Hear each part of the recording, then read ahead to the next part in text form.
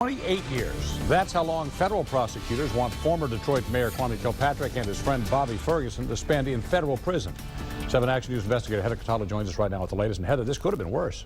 Well, the feds are asking for at least 28 years or more behind bars for Kwame Kilpatrick, and they're hoping Bobby Ferguson will get close to 28 years as well. Federal prosecutors filed their sentencing recommendations today. The assistant U.S. attorneys who prosecuted this case say they've looked closely at corruption crimes across the country, and in those cases, the sentencing range was 14 to 28 years. They say because this was an unprecedented corruption scheme, both Kilpatrick and Ferguson should be sentenced on the higher end of that range, which would mean 28 years or more behind bars. A jury convicted them of racketeering, bribery, and other charges back in March.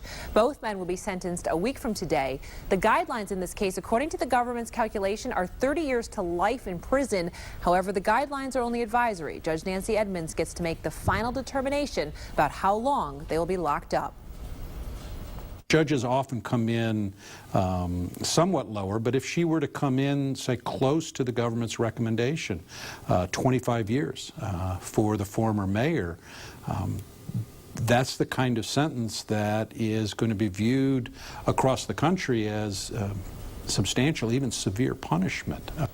Of course, lawyers for the defense will be filing replies to these recommendations from the feds. You can bet they will be pushing for a much shorter prison term.